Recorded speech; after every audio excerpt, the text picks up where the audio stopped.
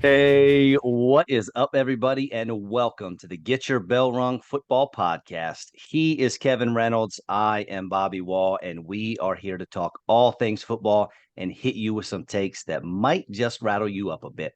On tonight's show, we have a few very special guests who'll be joining us on the front end here to share an absolutely incredible story regarding the Super Bowl and just some serious perseverance on their part and a whole lot of luck. And they are the Brothers Brandt. We have Rick, we have Rob. They have their own sports podcast, so make sure you check them out as well. But fellas, Rick and Rob, what's going on? Bobby, Kevin, thanks for having us, fellas. What's up, guys? Excited to be here. Yeah, so I met Rob. Actually, tonight's the first time I'm talking to Rick, but I met Rob on one of the saddest days of my life, which was Super Bowl Sunday. We were in Philly at a casino. My girlfriend was playing blackjack next to another beautiful young lady, and it just happened to be Rob's wife. That's my wife you're talking about. Yeah, I know. I'm giving you props, buddy. I'm just kidding. And so I was just standing watching because I had already blown through my money, and his wife apparently thought I was sad and lonely. So he was having a good time doing something else, but she called him over to come over just to hang out with me. But the charity case paid off because I'm glad I met him, and he has one heck of a story. Yeah, well, that was a sad night for us Philadelphians, Bobby. But something great came out of it. We're on the Get Your Bell Rung podcast. Fired up. All right, so I'm not sure whose idea it was to go to Media Day, Super Bowl. Which one was it, fellas? Rick, why don't you kick off set the tone for the story here? You do a great job, and then I'm going to jump in. And just so our listeners know, real quick, Rick, just so our listeners know, Kevin has no idea about this story either. I'm the only one who knows. I didn't want to spoil it for him because I want his gut reaction right from the get-go. And you know what's great about that is I can actually see Kevin right now, and he's sitting down, so we don't have to worry about anything. He's not driving. This is perfect. We were at Super Bowl 49, fellas. Super Bowl 49, if you can recall, it was actually the last Super Bowl played in Arizona prior to this past year's Super Bowl between the Eagles and Chiefs, and it happened to be the New England Patriots and the Seattle Seahawks. The NFL did a ranking of Super Bowls at the 50th anniversary of the Super Bowl, which was a few years ago, and they ranked this Super Bowl as the second greatest Super Bowl of all time. It was the famous interception on the 1-yard line with Russell Wilson throwing the pick that sealed the deal for the Patriots. And so if you've ever been to a Super Bowl, and I'm sure many of your guys' listeners have been to Super Bowls, you know that it is a week-long celebration.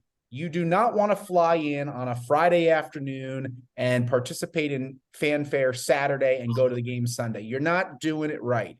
You want to fly out at the beginning of the week and participate in everything going on. And Scottsdale, Phoenix, Glendale, Arizona, that's the place to go the next time it's there because there's so much going on. The Waste Management, Phoenix Open, you name it. And so we flew out there, gentlemen. It was the Monday before the Super Bowl, so almost a week in advance. And Tuesday at the time was the media day. And for your listeners out there, the media day would take place in the Phoenix Suns basketball arena.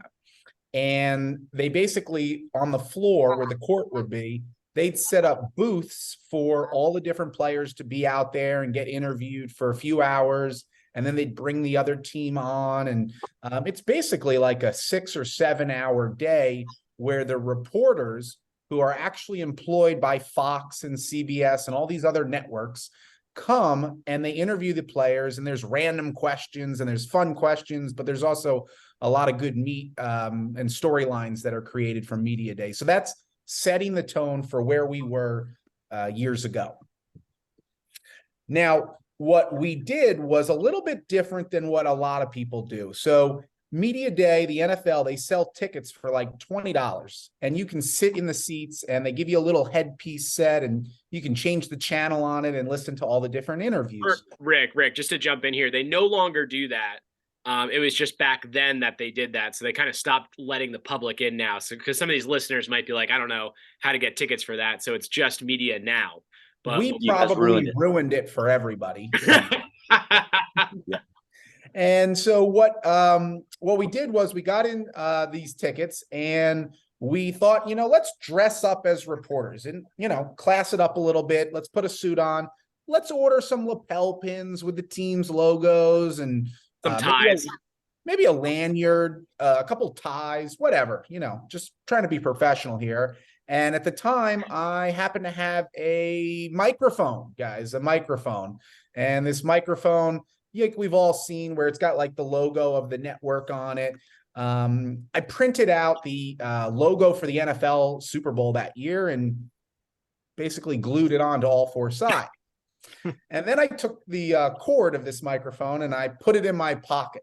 I didn't plug it into anything, but I put the cord into my pocket. And Rob had a notebook with a pen. I had a little legal pad, like a little tiny legal pad with a pen. And you wouldn't believe it. This was the darndest thing. We show up to the arena and I believe the gates opened up at 9 a.m. So we arrived roughly around 8 a.m. And there were like thousands, no joke, thousands of Seahawks, Patriots fans. Just place was buzzing, but they all had jerseys on. They had face painting and their hair was different colors and they were fans. So we stood out like reporters.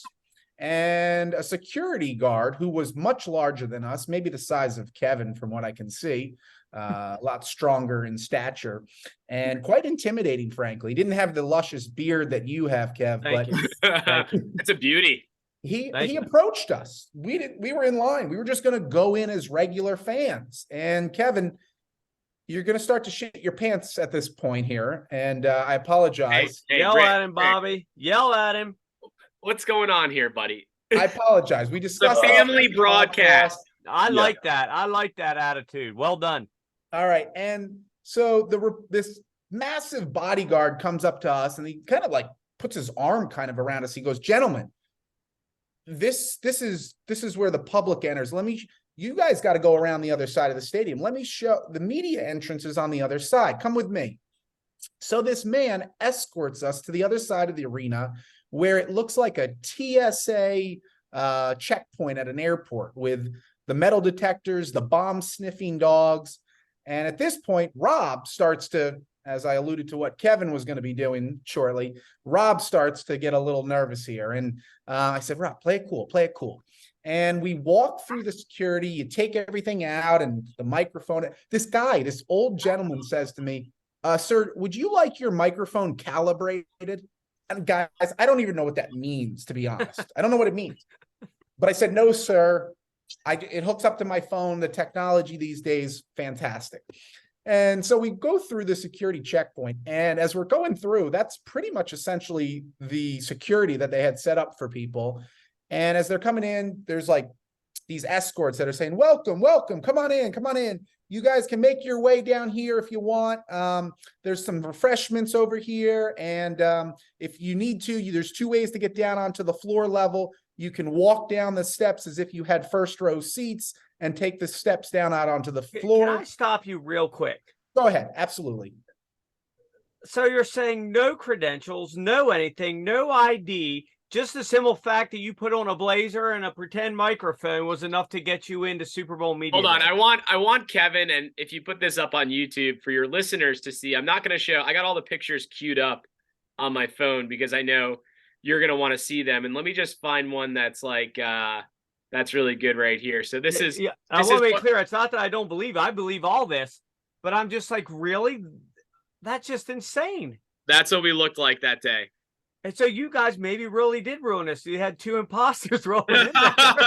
You could have been terrorists. You could have been anything, and they just let you roll on in because you looked the part.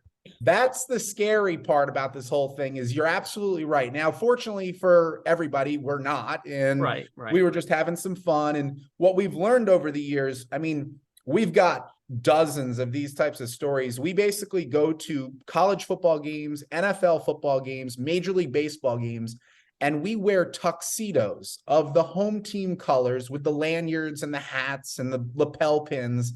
and we stick out like a sore thumb. But because of our attire and our confidence, we've pretty much been everywhere you could possibly think of. Wow. Yeah. So Not Okay, to dive, so not So- to dive, on, guys. so Not to go ahead, Rob. well, I was going to say not to divert, but I'm diverting. We went to 3 college football games in one day. Massive college football games wearing different tuxedos. Bobby, I don't even know if I told you this, but did we love how this whole thing started is when we were 23, 24, we started doing these epic sports road trips. And luckily we both worked in sales so we could make our own schedule. So we would purposely take off 2 weeks out of the year in September when college football, NFL, and baseball are all going on at the same time, because like a Rubik's Cube getting put together, a Tetris piece, you got to put your schedule together. And you would always have Saturday college football games, Sunday NFL games, maybe a Monday game, maybe a Thursday game. And then in the week you had all baseball games. So it was perfect. For any of your listeners that want to do a sports road trip, September is arguably the best time of the year to do it. And we would pick a certain part of the country to go to, the Midwest, West Coast, Southeast, Texas, and go to 10 games in 10 days. That was the goal. And this one time we went to 12 games in 9 days. We did a trifecta. In one Saturday, we went to a 12 o'clock Clemson game, dressed up in orange tuxedos, got onto the field, got pictures with Dabo Sweeney. And then we left there at halftime because they were beaten up on Kent State, drove an hour to Athens, Georgia, UGA, went to UGA versus App State, got on the field just by asking for someone's credential. We changed in the car to red tuxedos, and then we got to the stadium, and we just got down to the lower bowl section and just asked somebody, hey, can we borrow your credential to get on the field? And they were like, yeah, sure, just take a picture, come on back. So we went onto the field and got a picture on the field. And then we left there at halftime because they were destroying App State. And we drove to the Mercedes Stadium in Atlanta because Alabama, number 1 in the nation, was playing number 4 in the nation, FSU. It was called the greatest opener of all time. And we changed into crimson tuxedos. And we ended up getting on the field at the Mercedes-Benz Stadium in Atlanta, even though we had nosebleed tickets for all these games. It is unbelievable. And Rob is going to send you the photos. So when you guys go to edit and put this podcast together, you'll have the content there. But getting back to Super Bowl Media Day, because this was quite an epic journey. This is the ace story. Rob, thank you for adding all of that context for these guys and for the listeners. So we've got a lot of cojones here to pull stuff off. And this was our you could call it granddaddy of them all. So we get there, we get through security, and now we're presented with a situation, gentlemen, of how do we get down onto the floor? You can walk down like they suggested, or you can find the service elevator. And keep in mind, fans have not been let into the arena yet. So we're still basically dealing with an empty arena. We're on the concourse level where they sell concessions, and there's a few reporters hanging out in and around the stadium. Well, we try the first shot of walking down the steps, going out onto the floor. That seemed like most logical. We were actually stopped by another large security officer that asked for credentials. We didn't have credentials, and we told him we were waiting for our boss to meet up with us to get us the credentials. Rick, meanwhile, you should have got your credentials like 6 months ago. They're the size of a license plate. It's got your picture on it. It's got a barcode on it. It's got all your information on it. It's got your blood type on it. Like, they're pretty intense. There's holograms in these credentials. It's absurd. And so we go down there, and the guy says, hey, listen, this sounds likely, but I can't have you down on the floor without your credential. So we're like, all right, fine. We go sit up in the lower bowl, empty stadium. We're talking for a few minutes and like, how are we going to get down there? We've got to figure out a way. And we look over to our left, and about 10 seats over is Sal Paolantonio from ESPN. Sal Pal. We walk right over to Sal Pal with a lot of confidence. And this guy is not feeling it. He is staring at us. He's up-downing us as if like, what the heck are you doing here? Who are you? And why are you walking towards me? And we come towards Sal and we say, Sal, what's going on, man? This is Rick. This is Rob. And, this is our first ever Super Bowl. We're so excited to be covering it with you. And, it'd be an honor just, if we could get a picture together and like, can we sit and talk? So this happens, guys. And we're talking with Sal Pal and he goes, hey, who are you here with? Like, who do you work for? And this is really hilarious because Rob and I are from New Jersey, and there's a small local paper called the Asbury Park Press. It's locally referred to as the APP.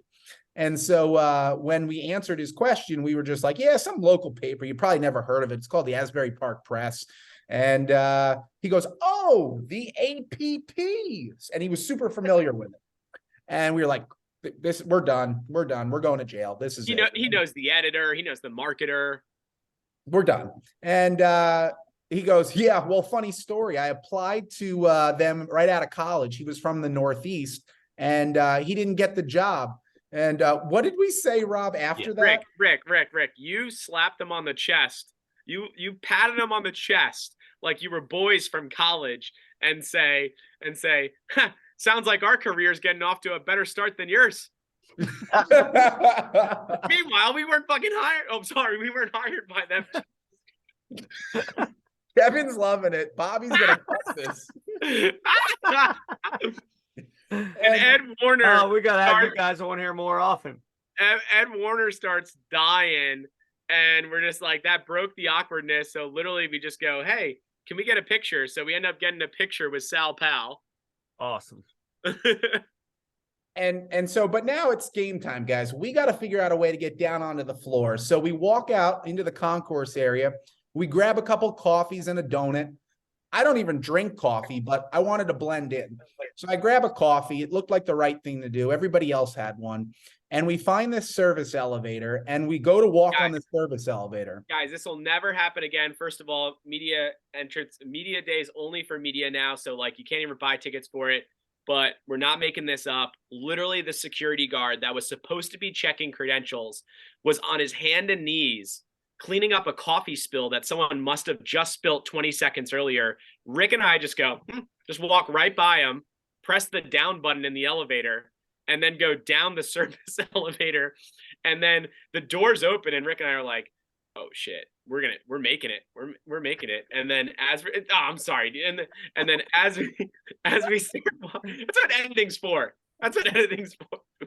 So as we're walking towards the tunnel with the light, two security guards come out of nowhere. This is the tunnel where the players, like the Phoenix Suns, would be running out from the locker room onto the court. And we're walking through this tunnel. We think we've got it. And then, as Rob said, security guards just close up, not getting through.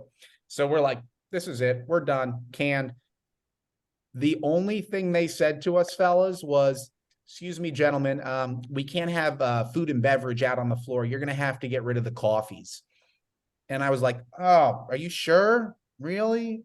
All right. So we threw them out, and then they just let us on. And then we were on the court. But now we have like an hour to kill. We have an hour to kill before like the players come out, and it's all media down there.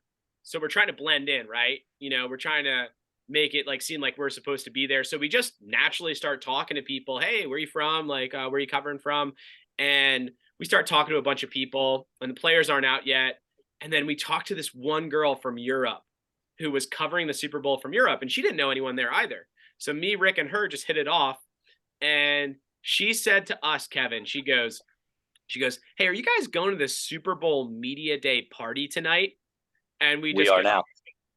Yeah, Bobby. Without hesitation, we just go, yeah, of course, absolutely. Wouldn't miss it for the world. Meanwhile, we have no idea what she's talking about. And we're like, but we should grab your number. We should meet up before for a drink and go with you to the party. And she's like, yeah, absolutely. 100%. Let's do that. So we exchanged numbers, and then the players start to come out.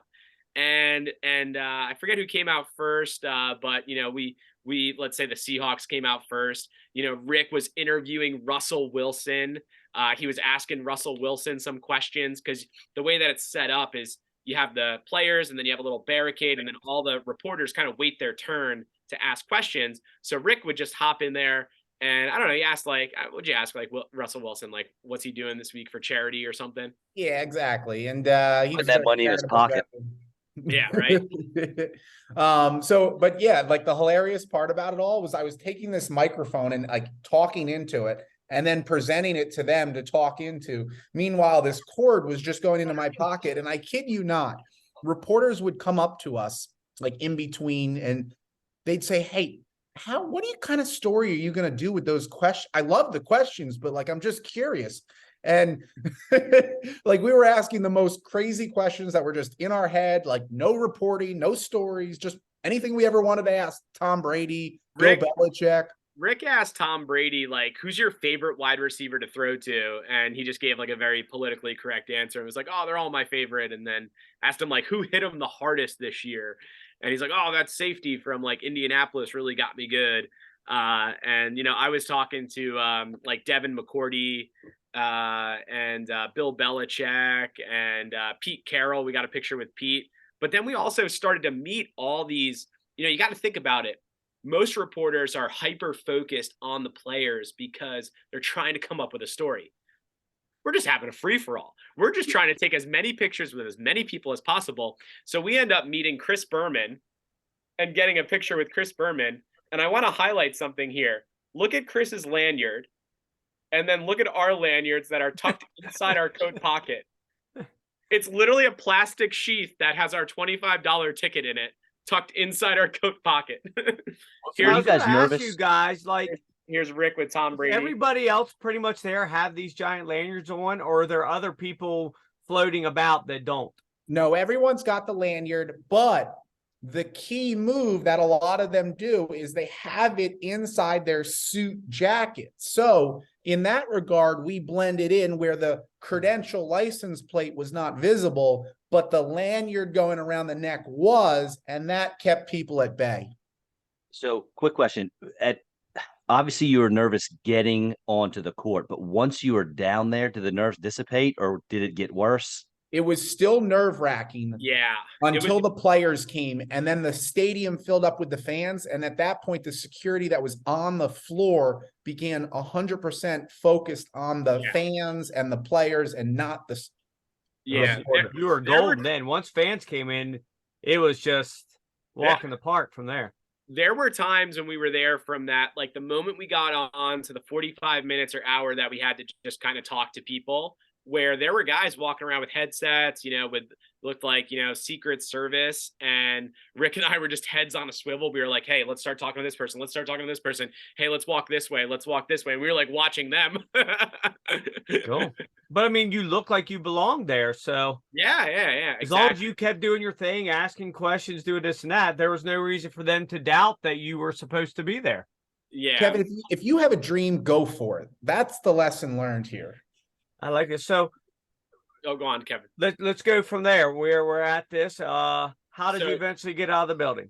Yeah, so 3 hours goes by because the Patriots are on for like an hour and a half. By the way, and then the Seahawks come on for an hour and a half, and then it's a whole thing. So we probably left around 4:00, and it was just easy to walk out. Everybody was walking out. Nobody was asking for credentials, so we just walked out with like a group of people. And I remember telling Rick, like, we got this girl's number, we're texting her, hey, like, where should we meet up with you at 6:00? Like, I think we were meeting up at 6. I think we got out at like 3:30, 4:00, if I remember. And we just went to a Chipotle nearby, and we're like debriefing. We're just like, what just happened? Like, are you serious? Like, and I go, Rick, and we had tickets to the Super Bowl. And I was like, Rick, I could fly home today and be okay with that. Like, and obviously we weren't. We went to the Waste Management 2 days. We went to Victoria's Secret fashion show party. We went to this party that night, but so we had a couple hours at Chipotle, debriefed, I got a burrito. Shut down the engines, put it in neutral, recharge the batteries, We felt like wedding crashers, like Vince Vaughn and Owen Wilson. And Super Bowl crashers. It's the biggest party on the planet. Yeah, this is a hardcore wedding crash. You go crash a wedding, they just ask you to leave. This one, you get taken out in cuffs. So we so we had that time to kind of relax, and then we met up with this girl at the hotel where like everybody was staying at, all the media people were staying at. And then there was like 5 blacked out buses, like charter buses outside the hotel to take them to the media day party. So we just walked on with this girl, and this girl's like, hey, where are your credentials? And we're like, oh, we left them in our car.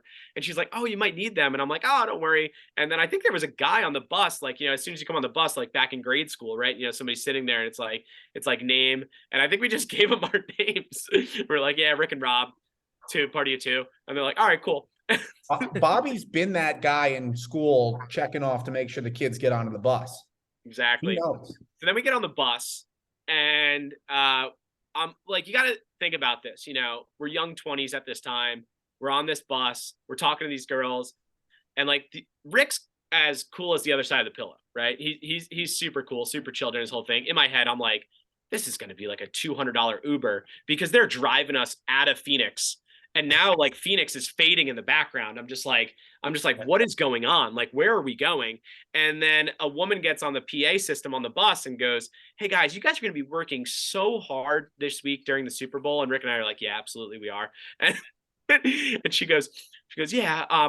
So we want to treat you guys to a concert. It's by the Congos, who at the time were like a hit band. At that time, they had a couple of really big hit songs on the radio, and they were putting on a live concert at the Crow's Nest, which is like the music venue in Scottsdale where like everybody performs. Like Darius Rucker performed there another night that we went to. And then Stone Temple Pilots. Yeah, Stone Temple Pilots played. And so we went to the Congos concert, and it was a Congos concert with an all you can eat, all you can drink, mix and mingle with former NFL players. Hall of Famers were there. We ended up hanging out with Jason Taylor, who Rick is at the time was a big Jets fan, and our mom is a Dolphins fan. So that was huge. That was awesome to hang out with Jason Taylor. And then we hung out with Miss Arizona. She was there, and we just started like clicking with her group. And we just hung out with them for like literally like an hour, maybe 2 hours in the night. Rob, tell them about all the fact that you got on the bus was enough to get you into the party. That's all. Just get it. Just be on the bus. Okay. Nobody asked for a credential. It's not my fault. No, it's great. This is awesome. I haven't decided if we should have you on again or if I never want to speak to either one of you ever again. I have one question. So was the Super Bowl the first time you pulled this whole charade, or you already had a little practice going into it? So the year prior, good question. So my brother, and by the way, we could be on here for 10 hours talking our stories. We probably have about like 10 to 12 that are just absolutely ridiculous stories that are absurd. And they're all on our podcast. And yeah, but Rick, you want to go on with this? Be more than happy to. I know we want to be conscious of time here. These guys got a bell to ring. So we came up with this idea the year prior. It was 2014. I really wanted to go down to Alabama, and I wanted to see a college football game in Tuscaloosa, Nick Saban, the whole thing. So, but it's the South, it's the SEC. And I've been to a couple SEC games, but I wanted to go all out here. And down there in the South, you dress up, and the ladies are in dresses basically on game day. And the guys, they can go a little down blazer. Yeah. Well, I took it a little step further. I went online, $99 crimson tuxedo, bow tie, got the gaiters on and everything. I mean, I looked pretty official. I'm gonna, vest, 3-piece suit. And so I go down there, and I'm with a bunch of our friends. We're having a great time. And it's a couple, it's like maybe 8-9 o'clock in the morning for an afternoon game. And I said, all right, I'm heading over to the stadium. So I walk over to the stadium, and much like all teams do in college football, they'll have some sort of walk. They call it the Crimson Walk down in Alabama, where these big coach buses will stop maybe like 500 feet from the stadium. And then the players walk in their suits with their bag or briefcase. Rob's got it right there. That's a picture I took. So I'm walking through 10, like no joke, there's like 10,000+, maybe 20,000 Alabama fans. This is all they live for in Tuscaloosa, game days in the fall. And I'm walking through, and well, first I'm kind of like watching the players, and I'm like, hey, I look pretty official. Like Nick Saban walks right by. Yeah. And I just say to myself, let's hop in line. What's the worst that's going to happen here? So I take a few steps up, and next thing I know, I'm walking next to Lane Kiffin, who at the time was the offensive coordinator for Alabama. This is him in line. Like, now you can see that he's in line. Right. And we're on a podcast here. Rick also played football in college. So like he played wide receiver. He's pretty big. He's 6'2", so he kind of looks like a football player. I blended in, needless to say. Now the state troopers were protecting me for some reason. And we're walking in, and we go off to the side a little bit, and we're waving and smiling and to the fans. And no joke, we walk in. I've got a $20 nosebleed ticket, and it's in my lanyard that's tucked into my suit. And I walk with Lane and the rest of the team underneath the concourse to like the underground area that will get you to the locker room. And I know where I'm going because the day before I took a guided tour with the athletic department on the stadium. They actually just gave me a private tour because I reached out to their athletic department. And that's a tip for all you listeners out there. Just go the extra step, go on Google, search the staff. Don't reach out to the AD. He's too important. Don't reach out to an intern. They can't get you anywhere, but find a middle tier person and see if they can help you out. And more times than not, they will. They want you to have a great experience. So I knew where I was walking. I knew the locker rooms were coming up. And then I said to myself, there's no locker in there with my name on it. And I have no equipment ready to put on. Something's going to go wrong if I go any further. So as the team went into the locker room, I actually went down the tunnel for which the Alabama players run through, and the lights, and they slap everything, and they run through the smoke. But it's literally 3 or 4 hours before kickoff, and the stadium is empty. The only Rick, hold on. So Rick decided, might as well go out and just walk directly out onto the A of the Alabama and ask somebody to take my photo. Wow. Unbelievable. So you'll notice that the stands are empty as hell. Like completely, it's 3 hours. yeah. So the only people on the field were like 4 or 5 people working on the sky cam. And I just start having a ball. I start drinking Gatorade on the sideline. And next thing you know, like a few people start coming out. That's Kevin Sumlin, who at the time was the head coach for Texas A&M. And that's who they were playing that day. Look at that lapel pin. Look at that lapel pin bow tie lanyard combo. This is on our nosebleed. This is on our TikTok, and it got 2.1 million views. And it's so worth the $100 tuxedo. It's so worth it. We joke around and say buy suits, not tickets. Because if you buy suits, if you buy these cheap suits and you put them on at sporting events, and that's, Kevin and Bobby, that's how it all started. Like, so, my brother and I just like, we're brothers, right? Like, you have siblings, right? You want to do some fun stuff with your siblings. And that's how it all started. And we started doing these 10 games in 10 days. We wanted to go to the Dyersville, Iowa to see the Field of Dreams out in Iowa. And we live in New Jersey, but we weren't going to drive there and then just come back. That'd be so weird. So we were like looking at a schedule, and it was like 5 games in 5 days. And they were like, wait a minute, we could do 10 and 10. And then we got this idea. We were like, you know what? We're from Jersey. Like, why don't we just go on eBay and buy hats and t-shirts of all the teams so we look like home team fans? And then we did that. And then when we got to the stadiums, we just started to realize that, if you wear a lanyard, it looks official. So we were like, why don't we just buy like $5 lanyards of all the teams? And then that was like 2013. And then 2014 is when Rick went to Alabama. And then we were like, and then that's when he experimented with the tuxedo and the suits, because we're also from New York, New Jersey area. So we would go to a Yankees game or at Madison Square Garden. And it's not uncommon to see guys getting off of work and just going to a Yankees game in not a tuxedo, but like a suit, like a really nice suit. And they just looked official. Like they just looked so official. And then we started to realize like, well, what if you put like a lapel pin on it, like a Yankees lapel pin and an American flag?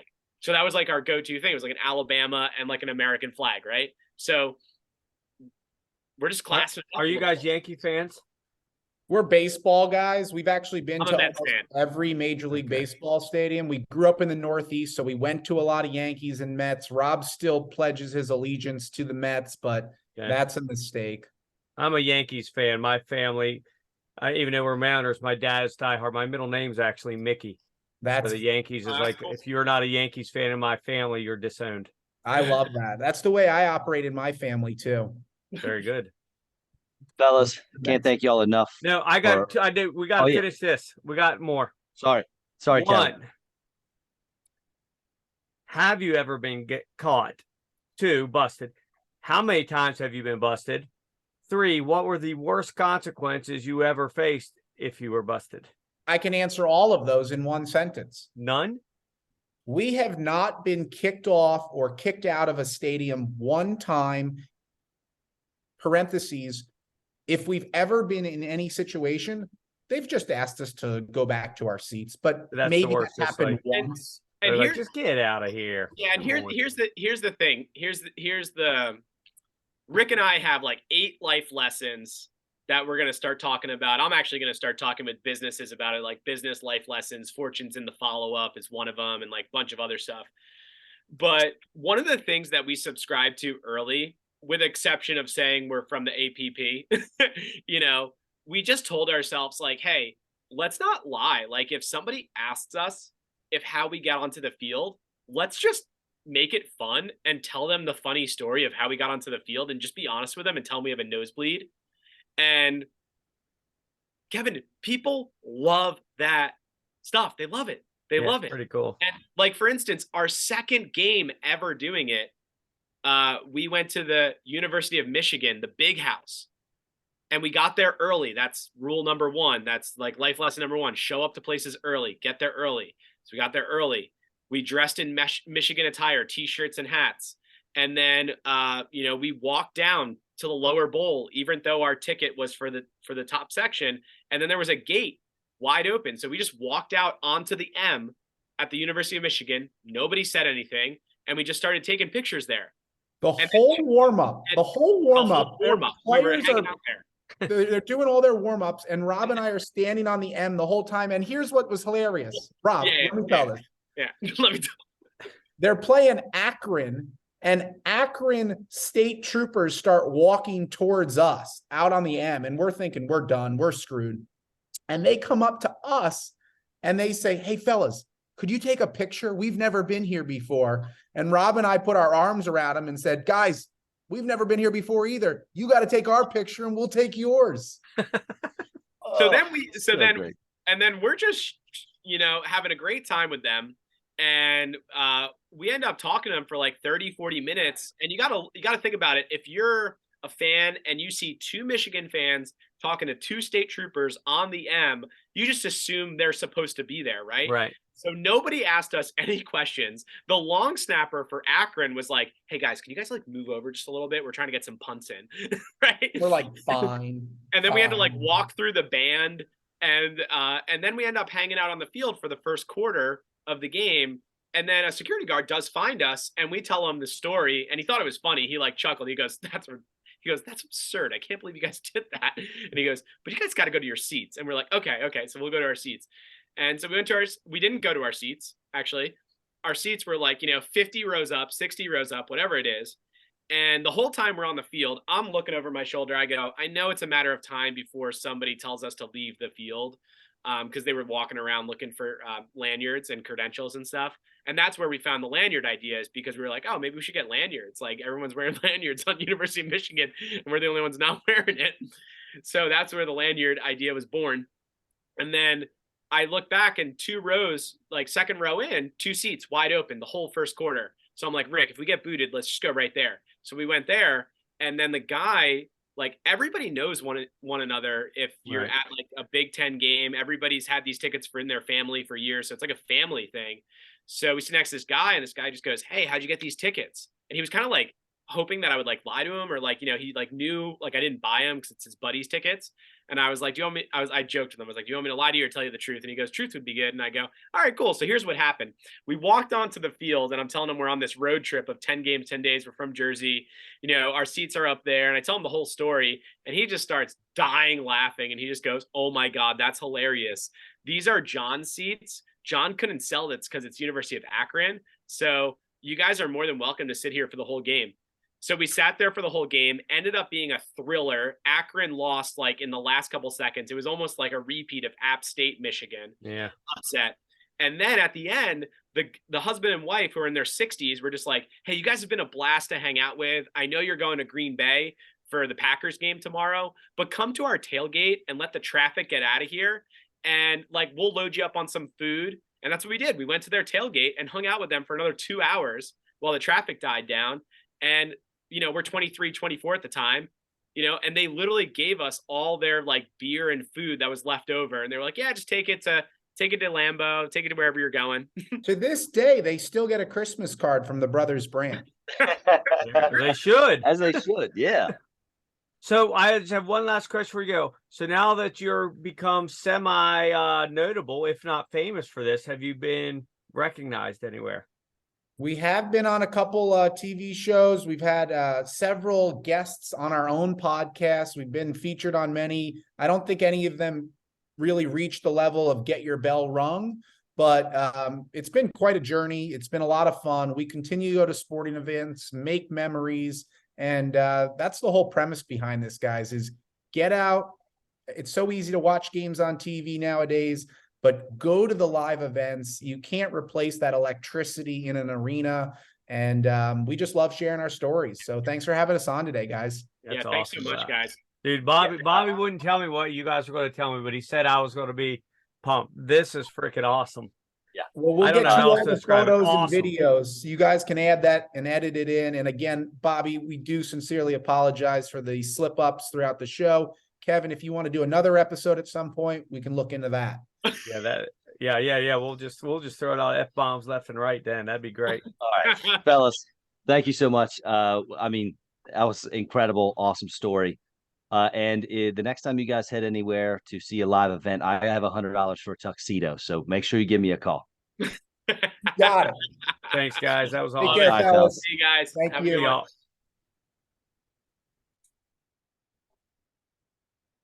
Wow.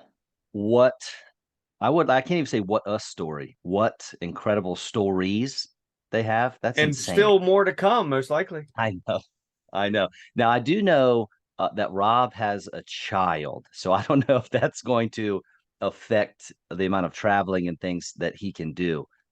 But good grief, even one of those stories is great. But to have so many, I mean, good for them. Yeah, I mean, they've got to do experiences that very few people ever get to, unless you're on the team or on the staff. Yeah. And not all of those teams. I'll You know tell what I you mean? what. I mean, all the different stadiums. Yeah, the most impressive of all is the balls. I mean, those dudes, it must be like that one freaking South Park episode with Randy Marsh walking around town in them in a freaking wheelbarrow, because you got to have some real cojones, I think is the word they used, to pull that stuff off. It's impressive. All right, you ready to get to some nuts and bolts on some football stuff here? Sure. So today, I know that you have not seen all this, but just today, the Titans have released Robert Woods, Taylor Lewan, Zach Cunningham, and just for the heck of it, their kicker, Randy Bullock. Now, they needed to clear some cap space. Big time. Right. But I mean, even still, they're, I don't know, maybe 10 million in the plus, which is good. But my question to you is, with free agency almost a month away, a little less than a month, why do it now? Why are we releasing? They're the only team that's really released a bunch of guys, right? So why do it all today? I think the bigger question is, why not? If you know you're going to do it, just get it done, get it out there, start getting your ducks in a row. You know where you stand. Other players around the league know where you stand. And there's really no reason not to, because unless they're vested veterans, they have to go through waivers and everything anyway. So, I don't know. I guess that's the way I look at it. And they're not players. They're players that at one point that would have really meant something, but they're all past their prime. None of them are movers and shakers. So that's really the only thing that's my really only comeback from why is really why not? I agree with you 100%. Why not? However, the reason I gave the question is because that's not what happens. That's not how teams do it. It's so are they just being like, look, we're not going to keep these guys anyway. We're just going to do it now and get it over with? Or are they trying to make a push for someone? I mean, I don't know that everyone's sold on Ryan Tannehill. Are we looking to add a Derek Carr? Are we trying to make money so we can pay Aaron Rodgers in a trade? Just something to think about. They could be. Titans have been that last team that people are like, yeah, watch out for them in the Derek Carr race. Watch out for them for Rodgers. Watch out for them for this quarterback. That would just be a waste. I don't know. It's definitely an anomaly. It's not the way business is usually done. The problem, again, is that the salary cap unit teams are in sort of salary cap purgatory.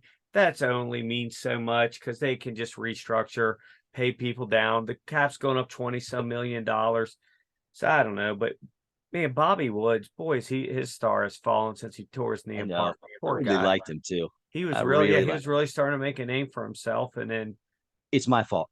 2 years ago, I think it was, maybe 3 years ago, he was my wide receiver 13. I was way higher on him than anybody else. And that was a year that he got hurt and was out for a while. Well, that was just 2 years ago. Yeah, because he was great. And ever since then, he never came back. He's like a top 25 guy until his knee blew apart, and then that was the end of that. Then they brought in OBJ, and then he blew his knee apart. Sorry, Robert. Same can be said for Cortland Sutton. I also was real high on him. Yeah, I would hate towards ACL and drafted by you. It's like being a receiver drafted by you is like being a receiver drafted by the Ravens. Like, call it a career. Call it a career now. At least save yourself the pain of the rehab. Only if I draft you in the first 4 rounds, because I'm great at late round wide receivers. Mid-late round, great. Early round receivers, watch out. I should let them know. Go out there and bubble wrap. Quilted Northern. All right, so we have the franchise tag that window has opened where teams can put a franchise tag on. And just so everyone out there understands, because it's a little confusing, I'm going to make it as simple as possible. There are 3 options. There's the non-exclusive franchise tag, the exclusive franchise tag, and the transition tag. The differences are non-exclusive tag means that a player can negotiate with other teams. The team that the player is on always has a chance to match that offer. If they do match it, that player stays on the team. If they don't match it, then the original team gets 2 first-round picks as compensation. Correct. And with the non-exclusive franchise tag, the salary is the average of the 5 highest salaries at the player's position over the last 5 years, or 120% of the player's cap number from the previous season, whatever number is greater. Got it? That's the non-exclusive franchise tag. The exclusive franchise tag, that means the player cannot negotiate with other teams. So if you get the exclusive franchise tag, that's it for you. And your salary is the average of the top 5 salaries at the position for the current year. Okay? So the non-exclusive were over the last 5 years. Exclusive is the current year. And with the salary cap going up and up and up, you got to think that's, maybe the most money that they're going to get. Now, the last one is the transition tag. The player can negotiate with other teams with the transition tag, but if the original team refuses to match the offer, the original team gets nothing. They get nothing in return. And they get the price for the transition tag is the average of the 10 highest paid players at the position. So probably the lowest paying of the tags. Correct. Makes sense. Hopefully that made sense to anyone listening. Right. And another important thing to add, and there's one team that this really matters, is you can only franchise 1 player per season. And I'm glad you brought that up because that goes right into the first 2 guys I was going to bring up is Saquon Barkley and Daniel Jones, which is exactly who you were talking about. Well done, sir. And I don't know which one they're going to franchise tag. It seemed all along it was Saquon, but no Mo. Now I know. Danny Dimes wants wants 45 mil a year. Sweet Lord. If he makes 45, then Joe Burrow is going to make 60. Hurts is going to make 65. And all of a sudden, Patrick Mahomes is like the 5th highest paid quarterback in the league. The $500 million man doesn't mean anything. $500 million man. Yeah, that's what I said. You said $500,000, but it's $500 million. I meant a B. Maybe it was a B and I misheard. But regardless, you're right. All of a sudden, arguably the best quarterback in the game is the 5th or 6th highest paid. How about Danny Dimes had a great last 10 games, but really 45 mil? And these tags really benefit the teams because they put the franchise tag, the player has to play, or they say, I'm not going to sign it, and then they don't get to play. So it really gives the team the power, but they can get screwed as well. So like Daron Payne, defensive tackle from the Redskins or Commanders, whoever they are, they drafted him 1st round, so he gets a 5th-year option, and he's been a pretty solid player. They did not extend him. They're like, you know what, we'll let you play out your 5th year. We'll see how you do. Career year, he had double-digit, I think 11.5 sacks from the defensive tackle position. Right. Now guess what? Pressures, 20 quarterback hits. So what do they do now? They're going to have to maybe use a franchise tag. The problem is the franchise tag. I'll give you the prices for all the positions. The franchise tag, 18.9. Defensive tackle, 19 million if they want to franchise tag him. Quarterbacks are 32.5. Running backs are 10. Wide receivers are almost 20. Tight ends are 11. Offensive line 18. We said 19, almost 20 for defensive ends. 19.7. 19 for defensive tackles, 21 for linebackers, 18 for corners, and 14.5 for safeties. It's not cheap, and you don't want to have your players go year to year, but the players don't want that either. They want that security of a long-term deal, especially in the world of these huge guaranteed numbers. That said, it's hard for any of us normal folk to even comprehend somebody turning down $19 million. You could make the argument for Washington, though, that this is a value because he'll most likely make more than that per year when you throw in bonuses and such if he hits the open market, because there's nothing a team wants more in the NFL other than a quarterback or pressure, especially from a defensive tackle. From up the middle, you got that right. Yeah, so he's going to probably make more than that in his average annual salary if they let him go. And then, of course, next year, if they want to do it again, it'd be even bigger. Another part, you may have mentioned this when I was looking at something here online reading. Just because they do a franchise now, that doesn't mean the player has to do that. What it does is it buys the team and the player and the agent time to come up with a contract while Till nobody July, else. I believe, right? What's that? Till July, right? July 15th, I believe. Yep. So they have that time so that nobody, if it's exclusive, that nobody else can even mess with it. Basically, it's just literally buying time. That's what you're doing. The player is they don't have a lot to do with this. They don't have a lot of decisions. Because if you don't sign it, you don't play, and you're right back to the same thing next year. No season accrues, so they can just do it again.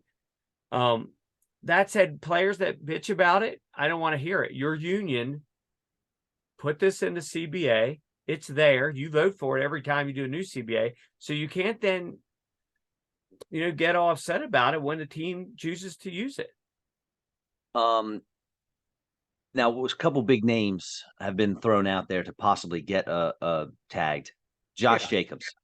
I don't see that happening simply because Josh McDaniels, coming from that Belichick tree, they're not going to pay a running back. They're going to go draft one in the 3rd or 4th round and roll with it. I didn't. No matter how Jacobs did, but I'm starting to wonder if they might. I'm not saying they will, but the number's not that high. He's going to make way more than that in the open market, and with already a change at quarterback, do you also want to change your running back on top of it? I don't know. I mean, he only had one season this past season of really stellar play. Yeah, but he also had a carousel of crappy coaches in the past. True. I'm not saying, all I'm simply saying is where I thought maybe there's a 20% chance they do it. Now I think there's 50. So now I have a 2-part question for you, especially. first part, do you think the Ravens would be brave enough to franchise tag Lamar Jackson? And if they do, is there any chance he signs that thing? They're almost definitely going to do it. They don't really have a whole lot of other options. You don't think that they're either A, going to pay him, or B, say, look, the reason I ask is I don't you're think asking he's a different question then, because they're going to franchise him because they have to. Otherwise, the first day of free agency, he can just sign with somebody else and they get nothing. Well, actually, that's wrong. They'll get a compensatory 3rd-round pick next year. They're going to franchise him, whether he stays on the team, whether he's traded then, whether he signs it, all that. Now, that's different. But they're going to franchise him. Letting him walk would just be stupid. It doesn't even make any kind of sense. Likeliest scenario for you: they get Lamar a long-term deal, they franchise tag him and just keep the franchise tag, or they tag and trade him? None of the above. Okay, Franchise them, and then they're going to come up with a solution that they both like, and turn it into a 5-year contract. Okay, with a lot of guaranteed money. That's cool. One thing I don't like about all this is that Lamar is being his own agent. I don't think that's in his best interest. I tell him that he's just too much. When you have hundreds of millions of dollars on the line, to pretend that you're an agent and an accountant and a this and a that and a lawyer, it's just stupid. You're a football player. Pay the 3% and get what you deserve. Do your thing. I'm excited I would love to have him back, but I don't want them to basically mortgage the future. That said, if it turns out to a Mahomes thing where eventually this contract in 5 years he's the 10th highest player, with in 5 years the cap estimated to be about 80 million more than it is now, it could end up being a steal. So that's where I think they're going to franchise him. They have to. They can't just let him walk for a 3rd-round compensatory pick. That's just football suicide. That's stupid.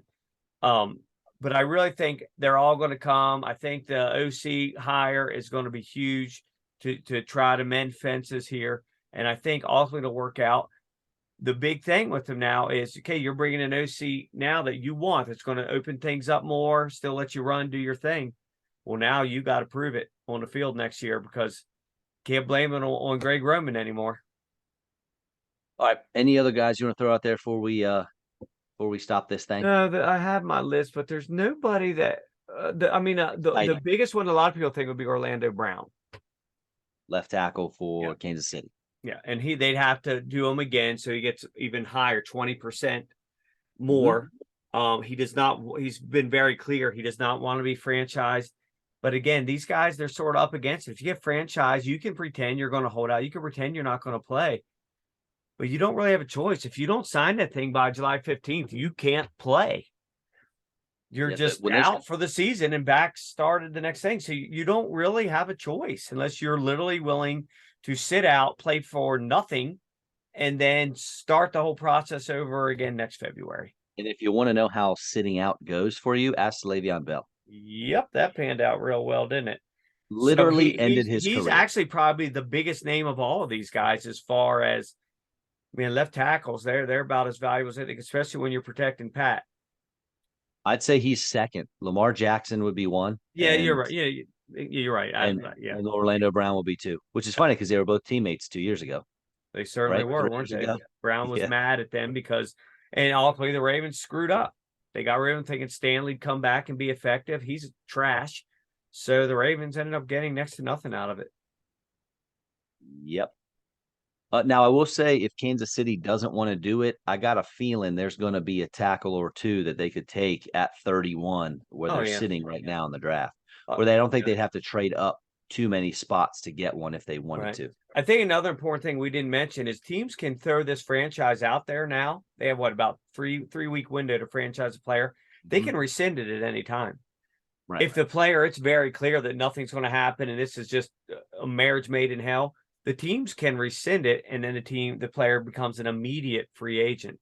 So I don't want people to think that just because you franchise somebody, you're stuck, because you're not. The team has the power to just say, you know what? You're a fool. We're done with this. We're moving on. Just go. We'll take our compensatory pick. Bye-bye. You're not worth it. All right, sir. Anything else for you? I'm good, brother. It's that time of year, man. Starting to check out some players now, and Oh, I'm been still watching a lot of film. still gonna try and convince you to go to KC for a few days. I know you're afraid to go there because you might get in a fight. But No, I'm not going to get in a fight. I just don't want to after be listening to these surrounded by guys' story kids. tonight, I how know. could you I know. not want to go to KC and see how many I- things we could sneak into? No, I feel like I could. After talking to them, I feel like I could announce one of the picks. Exactly. Just have your lanyard sort of tucked inside your Eagles jersey. my Eagles pin, my American flag pin, Philadelphia bow tie. Let's go. Oh man, I'd love to go, but that's up to you, buddy. Walk by. Hey, Raj, what's up, buddy? Yeah, and we might even see those guys down there. We'll see them in their suits. We'll run into them. We'll all go do something. That'd be great. Oh man, But what a story! What a story! yeah, that's pretty All awesome. right, friends. Okay, I'll talk. Thanks, man. Good time. Yep. Thanks, y'all, for listening. Make sure you check us out: Spotify, YouTube, and Facebook. Get Your Bell Rung Football Podcast. See you, folks. See ya.